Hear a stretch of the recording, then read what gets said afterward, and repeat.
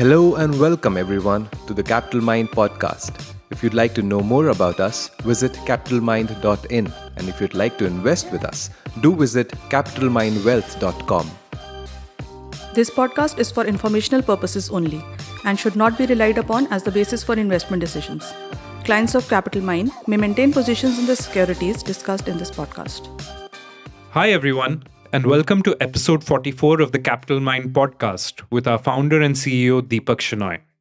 As 2021 draws to a close, we, and I guess frankly everyone in India, has had a fairly brutal year personally.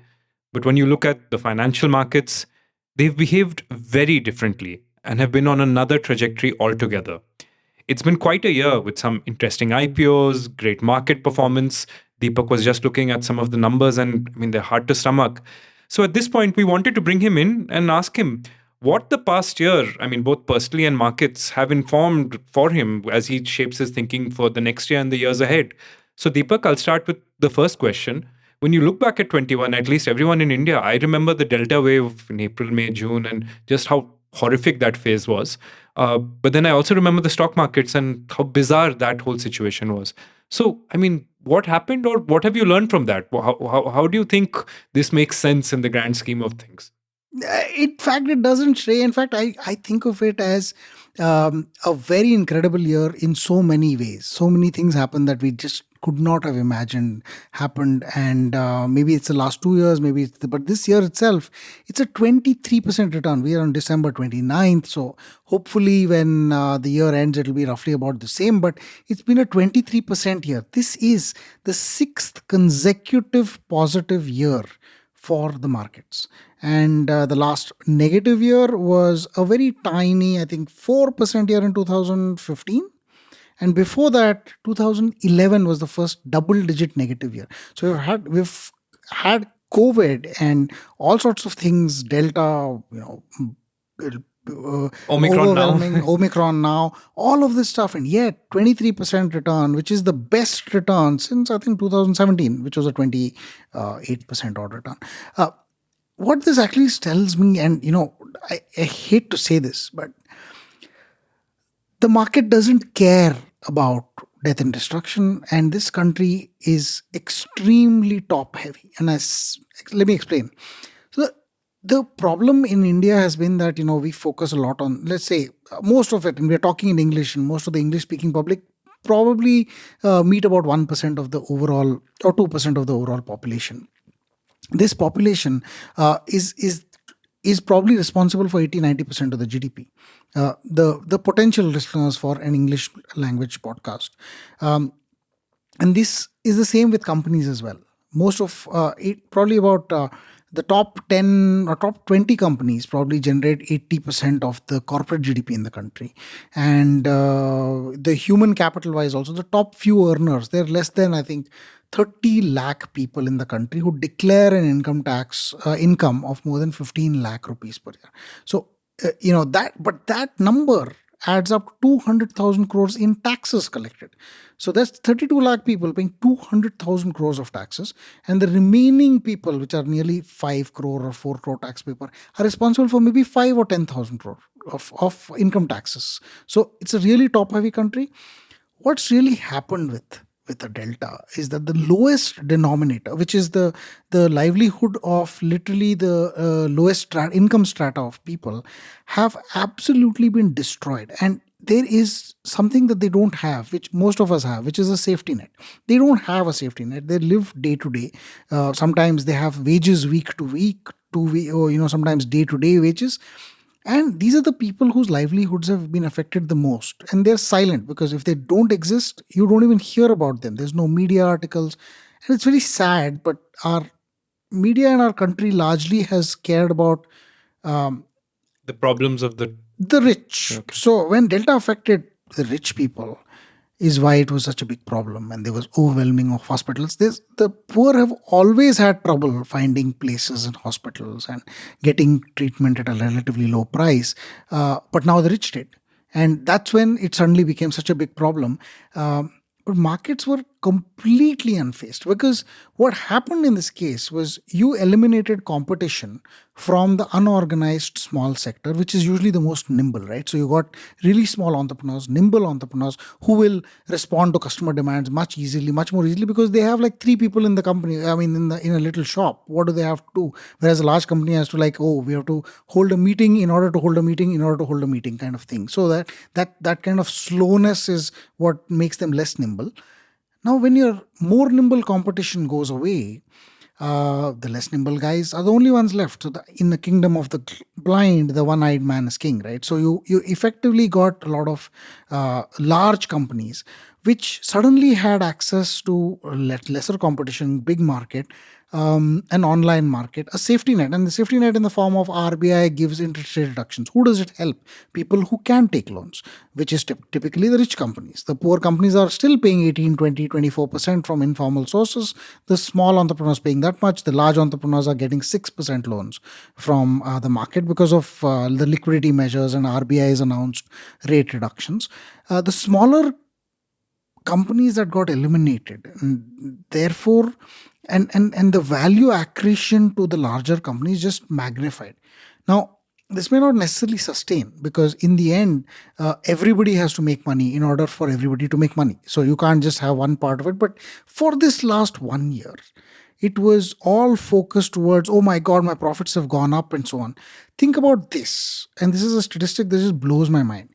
The NIFTY, when it was 30% lower pre-crisis, had a price to earnings ratio, and I'm adjusting it away for some other of those numbers that we've seen, of 28 times roughly. I think 26 or 28 times, and now it's 23 times, even though the NIFTY is 25% higher. That means a higher NIFTY by 25% is actually cheaper than it was 1.5 years ago. So imagine the earnings, the denominator, when I say PE ratio, it's price to earnings, the denominator has grown tremendously. The richest companies, which is the top 50 companies in India, have actually gotten significantly richer in the last 18 months. And that, I think, is a lesson that we're starting to learn. I would also think that it has something to do with the fact that spending opportunities for people were also a little limited. At least for most of the year were quite limited. So that money went into the market. Yes. In fact, inflows increased, and we've seen SIPs go up, retail participation of 40%. What do? The rich people that wanted to spend did not have avenues to spend.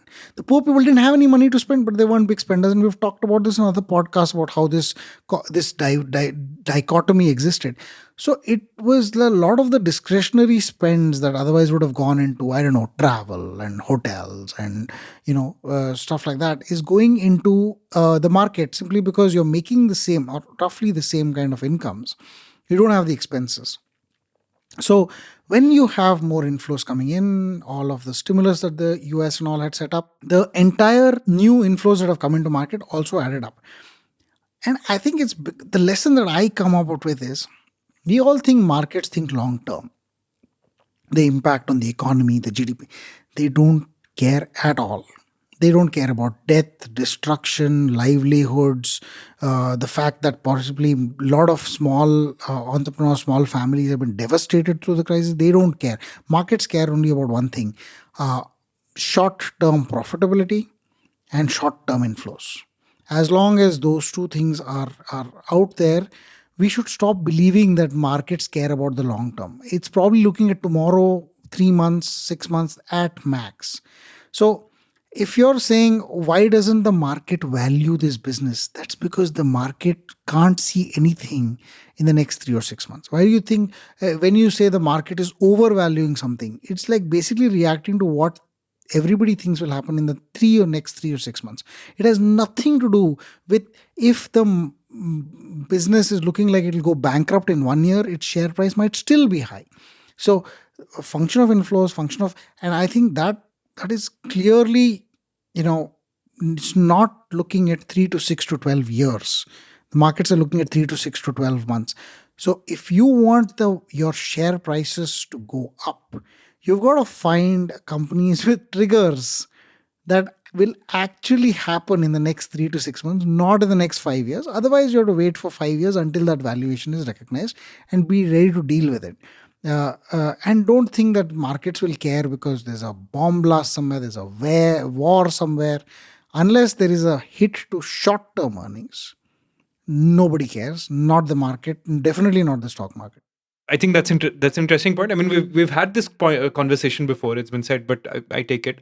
My second question about one of the learnings from last or this past year is something I've got from your Twitter threads and so on, where you've said in the same way the market is very short term. It seems that now increasingly a lot of decisions that govern our lives or that determine our own investing choices or that policymakers and others are making, they also seem to be in a sense very short term, very gut feel based, very arbitrary. Can you expand on this a bit and what do you think it means? My feeling, and I will say this quite openly, is I think the whole world has lost rationality in this crisis. To a very large extent, rationality has meant we have thought, as in general, some people may be mad, but the world can't be mad as a whole. But by and large, people will not make decisions that are astoundingly stupid. But increasingly, I feel that no matter how you look at it, certain decisions are totally arbitrary. Whether it was, we believed a lot of advisors who told us, oh, this virus is 6 months or 8 months or 12 months. This virus can, you have to wear masks and you'll never get the virus.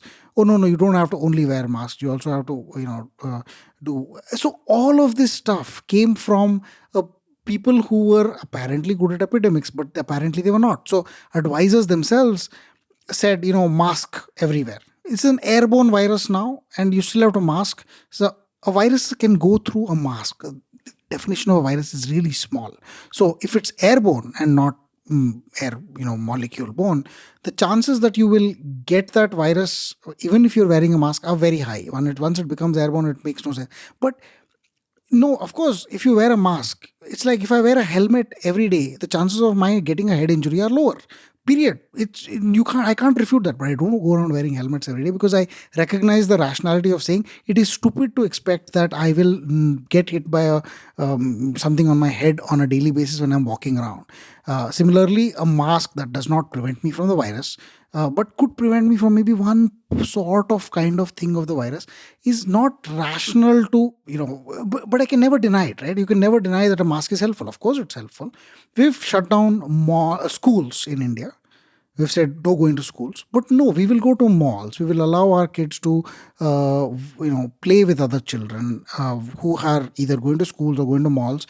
So the chances of them catching it are roughly as 100% as going to the school and actually dealing with camaraderie rather than issues with respect to, you're sitting in front of a screen and you're like 5 years old. What value does that add to anybody? And it's literally only the really rich that can do this, right? So we've harmed the poorest of children who used to go to school for a midday meal, which you can't give because they're not going to school anymore. So there's no interest in going to school. Who used to, don't have high speed internet to be able to enjoy the facilities of a laptop based school, whereas they might be watching on a geo connection in a tiny little phone where you can barely see the teacher and definitely not see any kind of a whiteboard or whatever it is that might be used. And we have normalized this. This is perfectly fine. We're shut down the schools. That's fine. Our kids, we've lost 2 full years of kids' schools, and it's perfectly rational to do so. There was never a time in history when it was okay to do this other than maybe an emergency. And we don't call this an emergency. We think it's perfectly normal that, people could do this. We have normalized shutting down cities. We have normalized giving unaccountable power to arbitrary decision makers. Building societies. How can they decide who can enter, who your kids can play with, whether you can even go for a walk downstairs, even if you're wearing mask?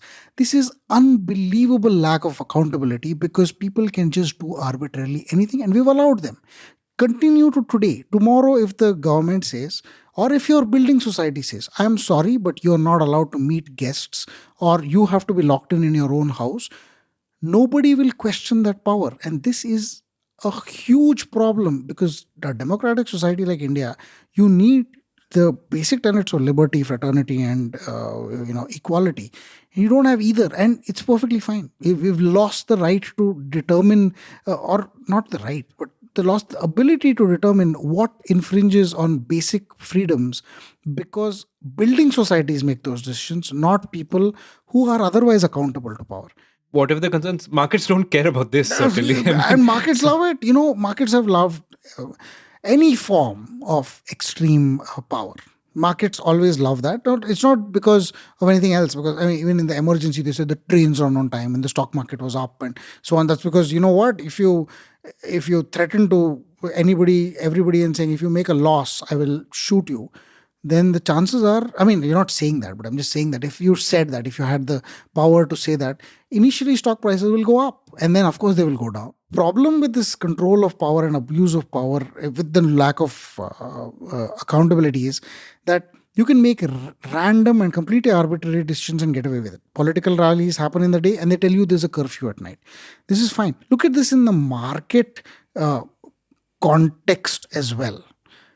People now crave a world where these arbitrary decisions do not exist. You might say that people don't care. No, we're genuinely concerned about the virus.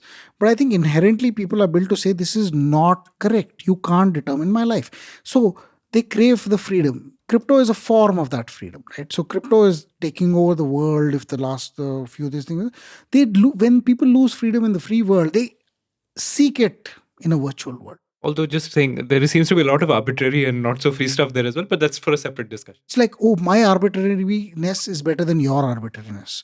So where I am allowed to be arbitrary is fine. Look at regulators. Suddenly they decide that we'll ban Russia from SWIFT. Come on, it's like a massive country. You can't just ban a country from SWIFT just because you feel that it's just amazing amount of nonsense that will actually fly through.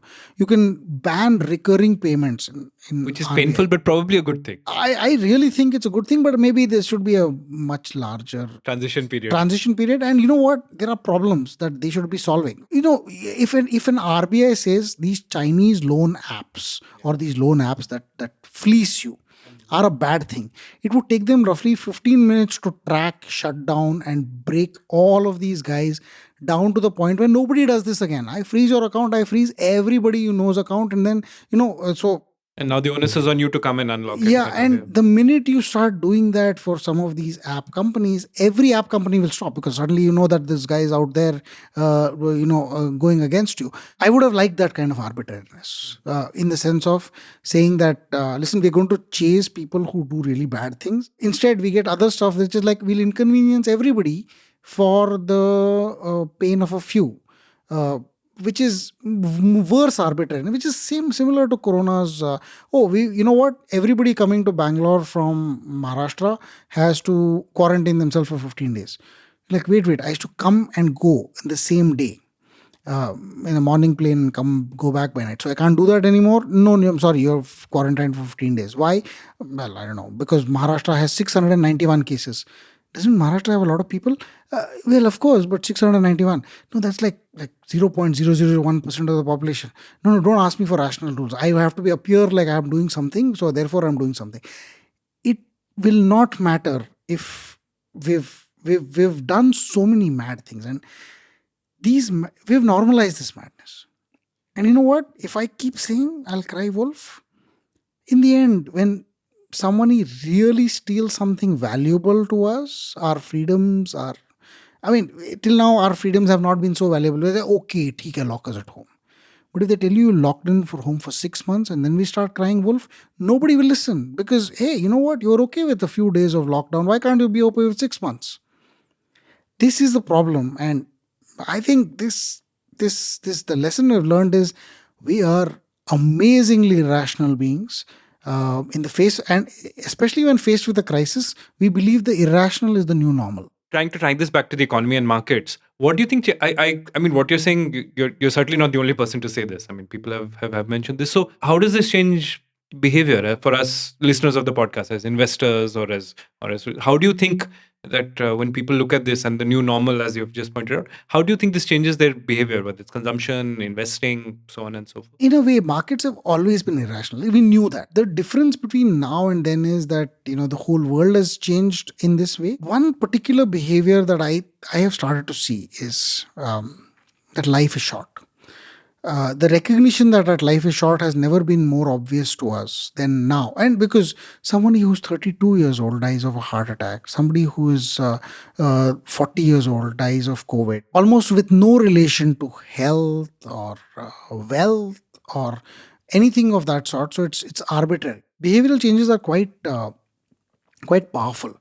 And one of the things that is happening is that the information flows that we are seeing everywhere have increased dramatically. And why am I saying this in life is short is if people somewhere go to hospital because of Omicron, the whole world gets to know in like a flash. There are people are making videos about, oh my God, I saw this guy with Omicron. He was bleeding out the nose and, and stuff. But this time kids are getting sick, which was, I think, which was the fear. Or, some kids got sick somewhere and therefore we extrapolate the knowledge flow and the information flow. I don't even know if there's knowledge, but information flow is absolutely obscene. It's off the charts. Because of that, market crashes have become very, very short term. So I'll give you, in 2000, a market crash lasted 2 years, because 2000 to 2002 was the market crash. In 2008, when the markets fell between 2008 January and maybe 2009 March or April, a 15-month kind of down cycle. In 2013, that was 6 months, less than 6 months when the market recovered. And in 2020, with one of the greatest crises of the world, we've had a 6 to 8 month kind of cycle to come back. Why has this happened is, I think, two things. The information flow around panic spread fast, so the markets crashed fast. And the information flows around, oh my God, the market's fallen too much. Come on, the whole world needs to rescue this. And therefore it will get rescued. That information also flowed fast and the market recovered fast. So I think market crashes have become shorter because of information flows. So if you take away information flows, you might see longer term downtrends. But I think we should start looking at the markets and saying, if the market's going to trend downwards, it better trend down really fast. Fast moving panic based downtrends are actually better for the market because it eliminates and comes back up really fast. If you have slower things, that's different. But the thing about life is short is also that we've realized one thing. We can't overpower the virus. We can't. We just simply, there's nothing we can do. At some point, it's a lottery about when you get it, is it going to be really bad or is it not going to be really bad? You can take vaccines, but post-vaccines also people have had issues. What does that force you to do? I think the answer to that is spend your money, which was what money was designed to be for, but it's never been more apparent than today, that you're not going to be able to leave it behind for any meaningful use. Spend on travel. There's already some bunch of revenge spending happening. Today, you can't travel abroad. Simply because, there are restrictions, quarantine, the EVO.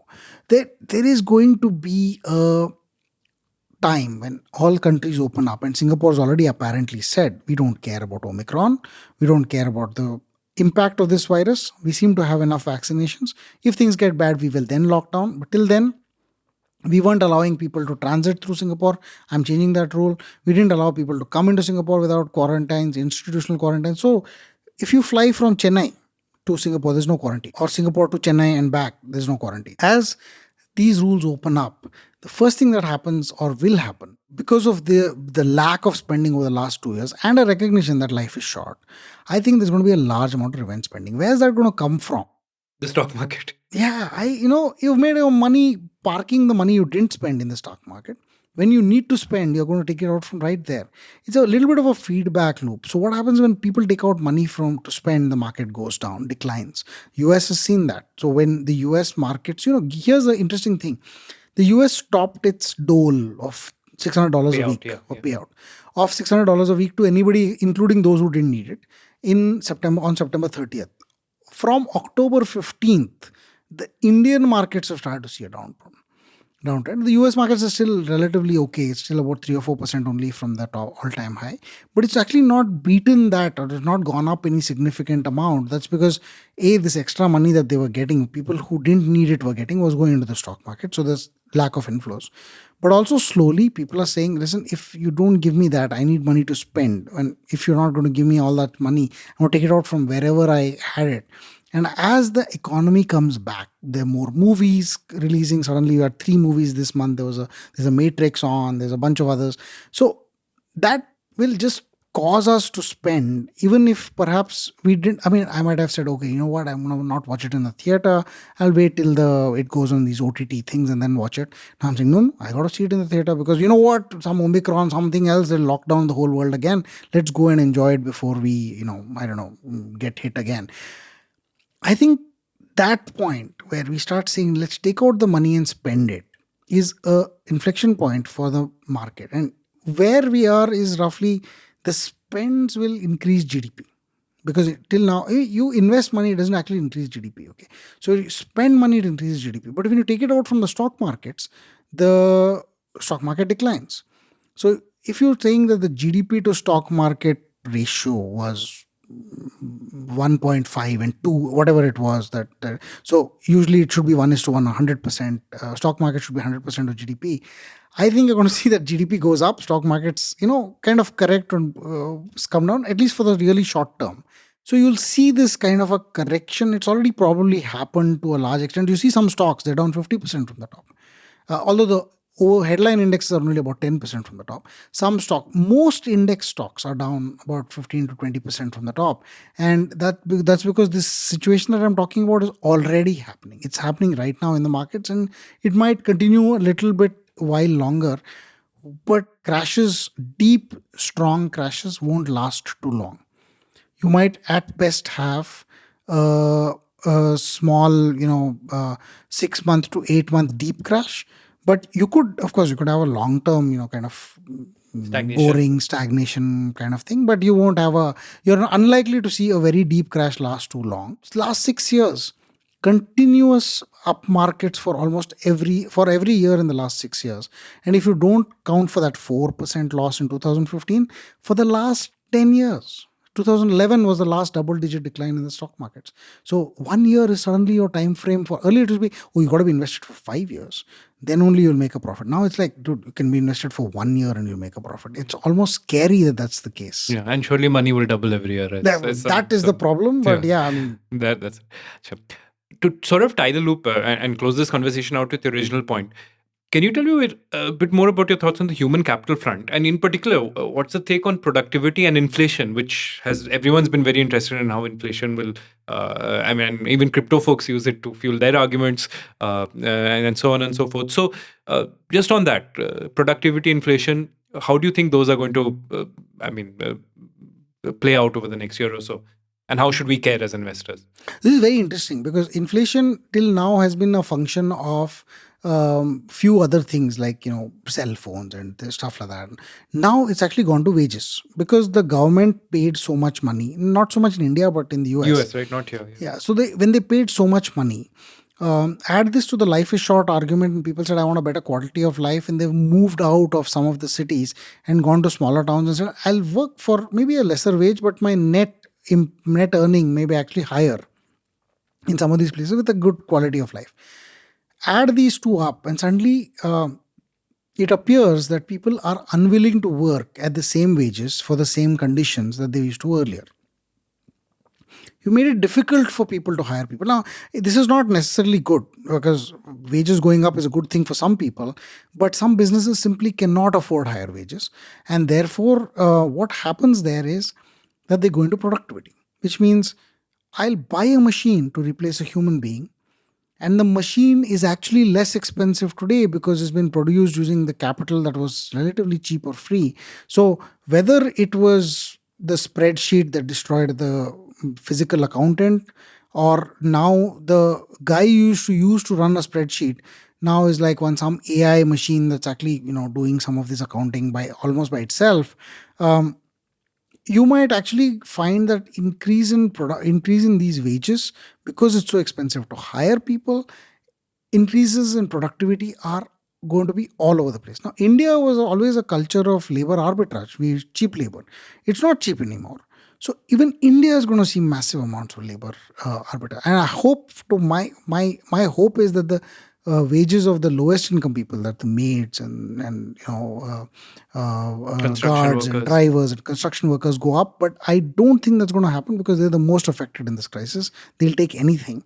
The money, all the increase in salaries have come to the upper middle class who have skills, and therefore that wage increase at some level will result in inflation. However, inflations in India is very complicated because it's just food. Okay, so the physical measure of inflation is food, 50%. So in India, food has this, it's very sensitive to production changes, and we produce way more than required, other than maybe these tomatoes, and once in a while they'll flare up. And how fast tomatoes price fell down in 2 weeks, the price was down. And I actually said at max, because the cycle, and I tweeted about this, I said the cycle of growing a tomato is 3 months. So if people see a 100 rupee price today, within 3 months that price is going to come down to 40, 30, 20, and it was down to $10 as well. I don't think because of this potential productivity changes in agriculture, and the fact that we do produce way too much, I don't think we'll see a meaningful increase in inflation, headline inflation at least, for the next 1 year. Wage-driven inflation is not so common in India because we don't even collect wages for half of the places. So most places which may have increased prices have also been increasing because of supply side problems. And supply side problems is because supply chains have not been normal. So supply chains, I'm talking about worldwide supply chains. So I'll give you an example. You're in China, you were shipping to the whole of the world a bunch of things. Now, Chinese ports are full and they're not letting people in. They shut down the ports because of Omicron or whatever it is. Suddenly people are saying, guys, I was buying all this stuff from China. Can I buy it from some other place now? Because the ships aren't coming. So this other place tends to be for an Indian company, like, is there anyone local? I don't want a ship coming in here because things get delayed at ports. Can I buy something from someone local? So a local person comes up, builds up a factory, expands capacity. And you've got capacity now in India for stuff that did not need any capacity earlier because we were importing from China or from Europe or something like that. The whole world has gone down this way. Everybody's revived their steel plants because China wasn't exporting steel.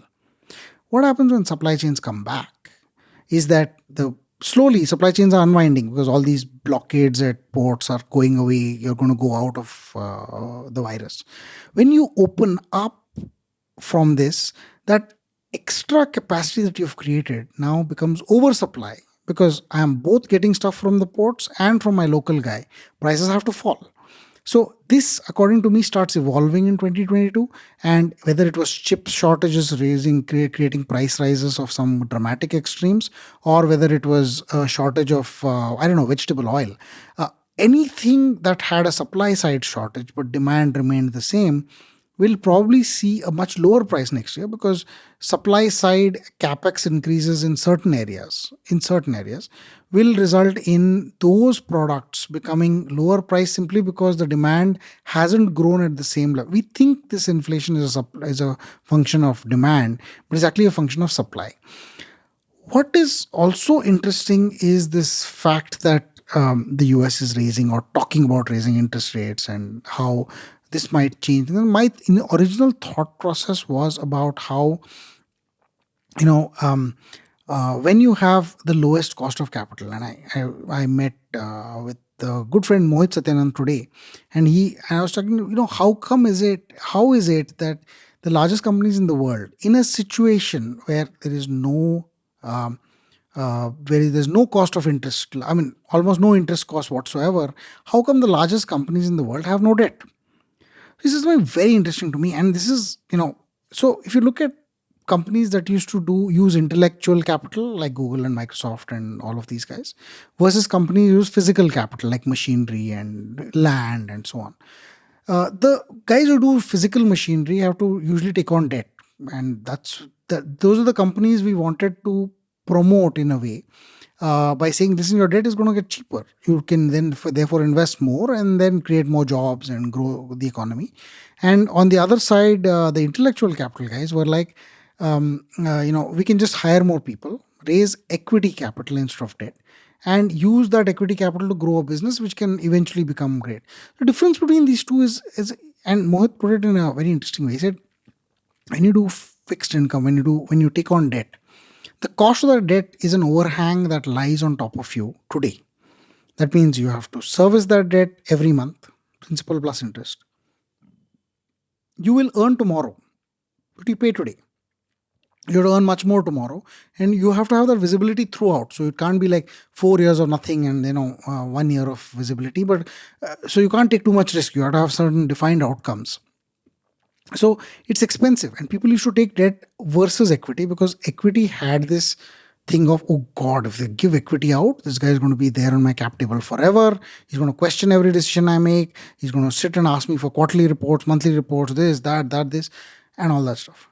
Switch to what's happening now. Equity capital comes at a ridiculously low price because valuations have gone up and everybody's into the game. Equity capital also does not need a reward right now or a payment right now. So there's a reason for this.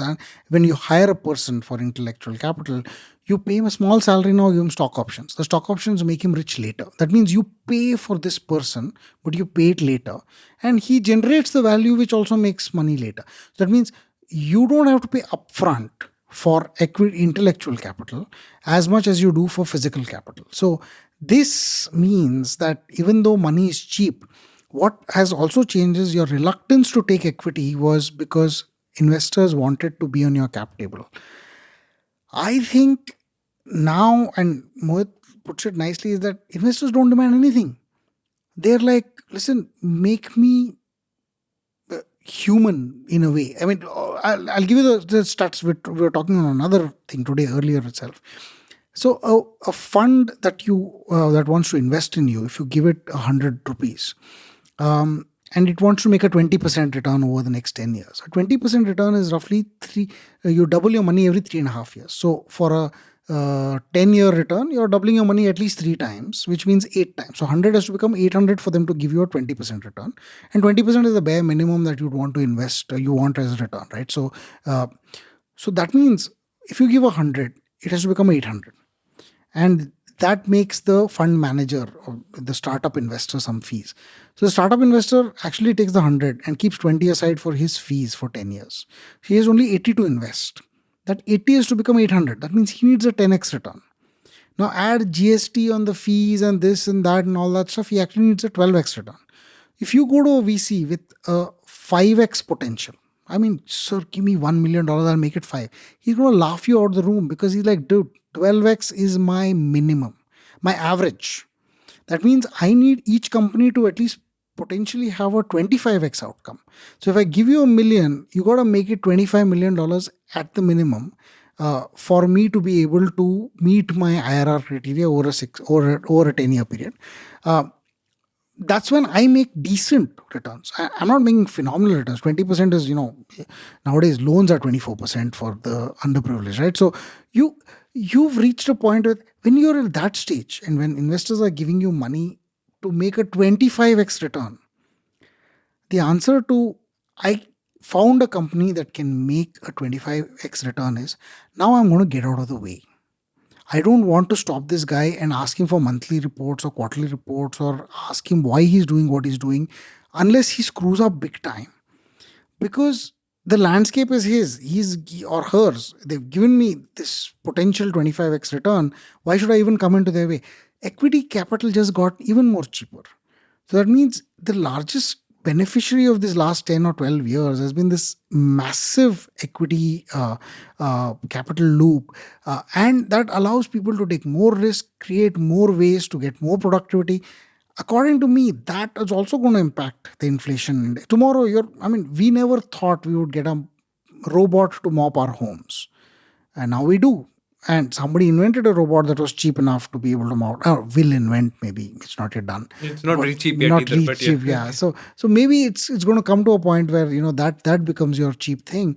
But it's like you would never have had a Tesla possible unless there was globs of money to throw at a problem that was very difficult and behavior change was very difficult. Suddenly now you're sitting back and saying, oh shit, it was obvious that electric vehicles will lead the world, but it wasn't when he started off. And look where he's gone. Uber. We never thought we would get away from a yellow and black taxi or whichever city you're in. And suddenly now anybody's a taxi driver. in comparison. So the risk taking effort, and what this has done is, they have not necessarily lowered prices, but they've created opportunities and stuff like that. So today, if you ask a small restaurant, can it survive without a Swiggy or a Zomato?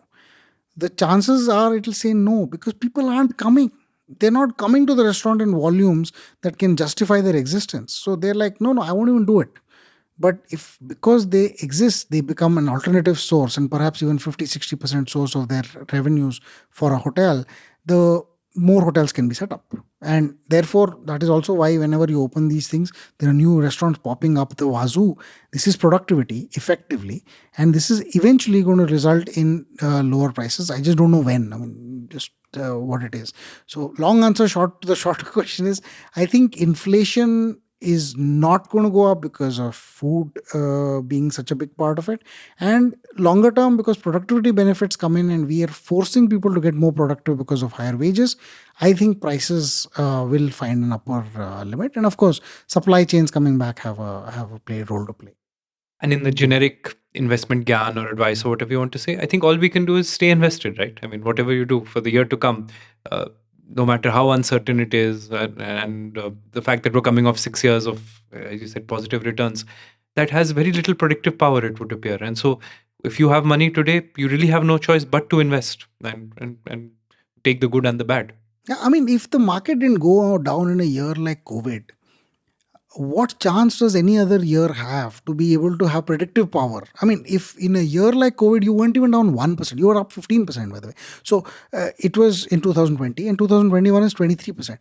So if in such years the market wasn't down, how can I believe anybody who predicts that, oh, you know what, the market never goes up 7 years in a row, it's been 6 years already, it's going to fall. Fine, you're 50-50 chance of being right. And if in a 50-50 chance of being right, you got to have one foot in the investing door. So even if you should say, I'm so afraid and maybe Omicron is going to destroy everything, you still have to keep some money invested, because you could be wrong. Experts have been wrong.